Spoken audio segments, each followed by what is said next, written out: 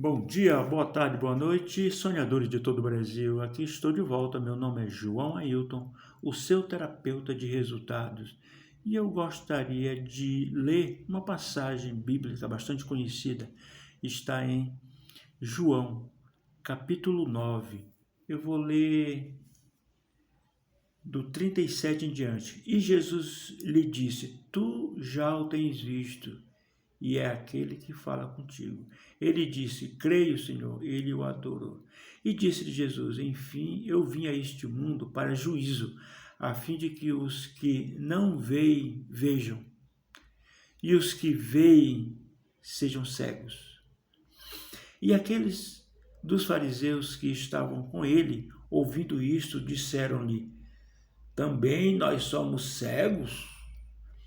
Disse-lhe Jesus: Se fosseis cegos, não teríeis pecado, mas como agora dizeis: Vemos, por isso o vosso pecado permanece.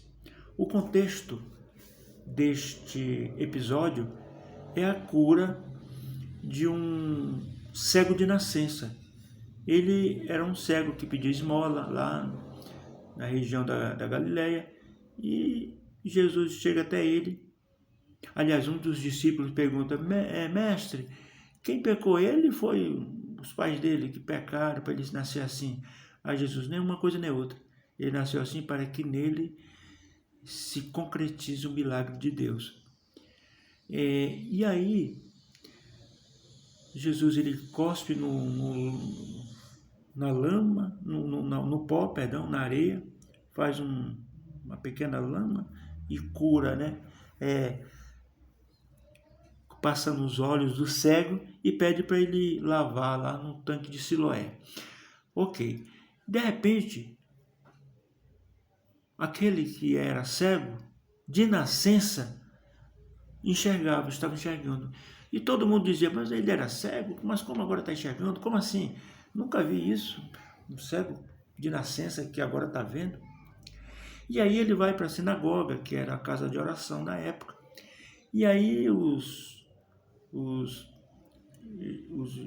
escribas, os fariseus, os estudiosos da Torá, né, começaram a questionar: mas como assim? Quem te curou? Você era cego, agora você está aí lavando o rosto, não pode, é dia de sábado e tal. E aí gera uma polêmica, né? E ele acaba sendo expulso da sinagoga, porque aquele que dizia que Jesus Cristo era o caminho, corria o risco de ser expulso da sinagoga. Naquela época, ser expulso da sinagoga era muito complicado, porque era praticamente a vida social dos judeus da época, principalmente para os pobres, né, onde eles mantinham informação, onde ele aprendia a palavra de Deus. E não só era uma igreja, mas tinha outros serviços ali importantes que era dado para as pessoas de modo geral. Enfim, quando esse ex-cego, porque ele foi curado, né, quando ele lavou as águas no tanque de Siloé, e aí ele vai até Jesus, e Jesus: olha, rapaz, explica tudo, né? Explica tudo para ele. Eu sou o que te curou. Ok, mas o que eu quero chamar a atenção de vocês aqui é o seguinte: é que essa questão do cego de nascença e a capacidade que a pessoa tem de ver ou não a realidade espiritual, ou até mesmo a realidade espiritual nesta vida, está entendendo? É a capacidade de você ver além do óbvio. É isso que significa deixar de ser cego. Significa ver claramente as coisas como elas são e não as aparências das coisas. É mais ou menos quando a pessoa, no sentido filosófico, para quem gosta de filosofia, é aquela pessoa que sai da caverna, né? Ele sai da caverna, ele sai junto dos outros que estão lá acorrentados, que vê só apenas as sombras, né? E as pessoas que acham que aquela sombra é verdade, eles acham que aquilo é verdade, mas a pessoa que sai da caverna, ele vê a vida como ela é. E essa pessoa, esse filósofo que sai da caverna, vai avisar para os outros e os outros dizem assim, você é louco, a verdade é essa aqui, ó. Aí ele olha para as aparências, né, das coisas, as sombras projetadas pelas pessoas, os animais que estão lá fora, né, ele está olhando lá só as sombras e ouvindo os sons das coisas reais. Então, quando uma pessoa ela nasce de novo, quando ela pensa por si mesmo, porque Jesus ele fez isso, então a pessoa ela começa a olhar com outros olhos a vida e ela começa a tirar as vendas dos olhos. Ela começa a ver a realidade com outros olhos. Ela não perde mais tempo com coisas desnecessárias. Ela valoriza aquilo que deve ser valorizado. Ela se torna uma outra pessoa. E as outras pessoas que vivem naquele antigo modo de viver, elas acham que aquela pessoa são cegas. Então, no momento em que Jesus diz aqui, ó, e disse-lhe Jesus, eu vim a este mundo para juízo. Isso aqui é importante. Jesus veio exercer um juízo. Não que ele vai julgar os outros, mas as pessoas diante de Jesus, ele mesmo se coloca numa situação de juízo. Digamos, aquelas pessoas que chegavam até Jesus, que era uma pessoa muito sábia, muito inteligente, uma pessoa que era um filho de Deus. E quando as pessoas chegaram até ele, os escribas, fariseus, saduceus, as pessoas que tinham muito tempo de religião, chegavam até ele e eram pessoas velhas, eram pessoas que tinham um cargo na igreja, no caso da sinagoga, eram pessoas que tinham um cargo na sociedade, né?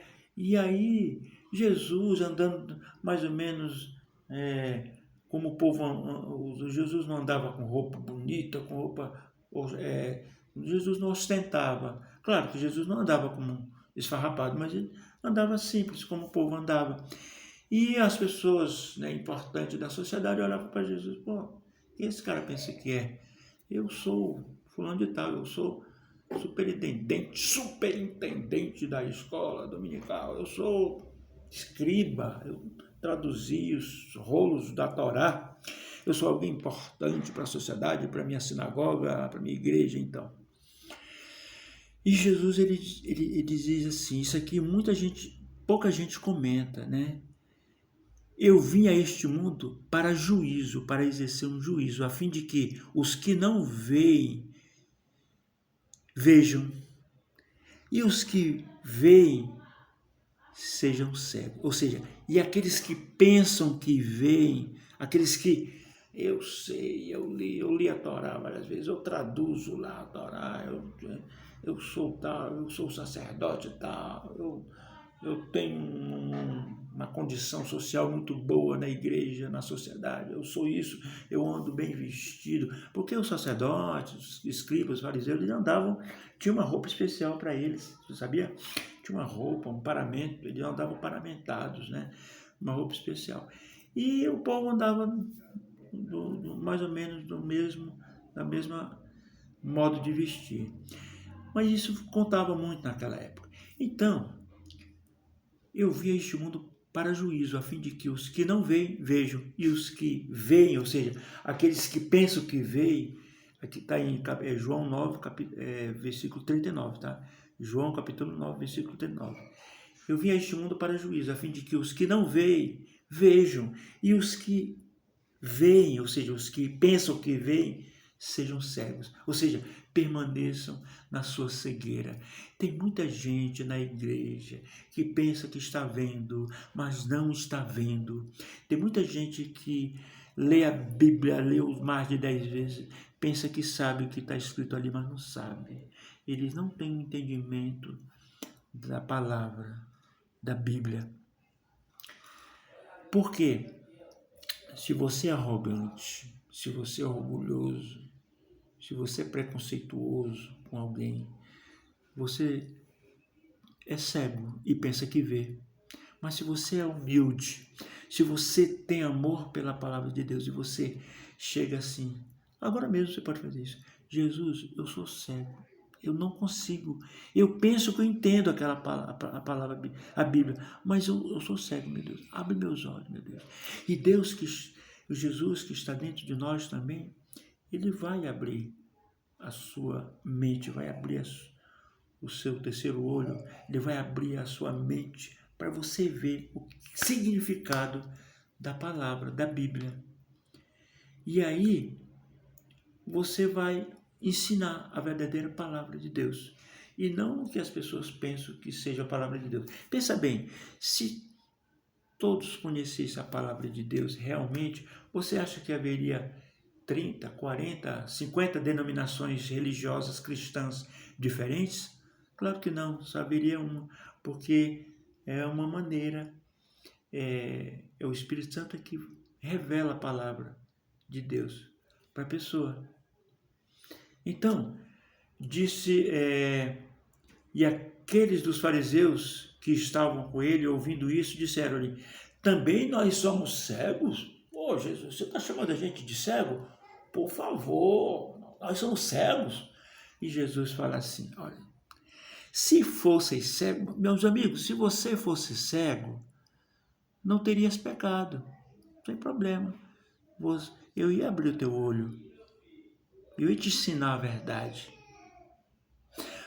Mas como agora dizeis, nós vemos direito, por isso o vosso pecado permanece.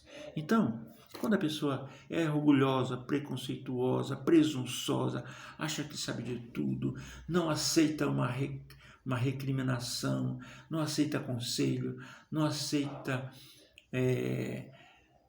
nada que venha dos outros, não aceita uma crítica construtiva. Pessoas assim, elas estão escondidas no seu orgulho, né? Quando a pessoa é humilde, ela aceita um conselho até de uma criança, até de uma pessoa analfabeta que sabe viver. Você está entendendo? Então nós devemos ter humildade. Humildade vem da palavra humus, humildade, humus, que significa terra fértil. Humus, até aquela terra, as terras do Egito, antigamente, elas eram carregadas de humus. Quando a maré vazava, eles plantavam ali, naquele humo da terra. Então uma pessoa humilde é uma pessoa que sabe que ela é da terra, ela vai para a terra, nós somos aqui passageiros. Mas tem outra coisa, a humildade, ela é uma pessoa que tem humus, a terra da mente dela é fértil e ela tem capacidade para aprender cada vez mais. Ela nunca vai chegar no patamar e dizer, agora eu sei de tudo, desse patamar daqui eu não desço, nem subo, já estou bom aqui, já estou no máximo. Não, uma pessoa humilde, todo dia ela aprende. Todo dia que você acorda de manhã e o sol nasce, esse dia, Deus te deu para aprender algo, sabia?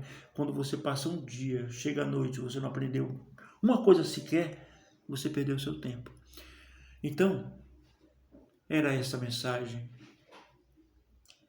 Que Jesus diga para você, olha, você admite que é cego, portanto eu vou abrir os teus olhos agora.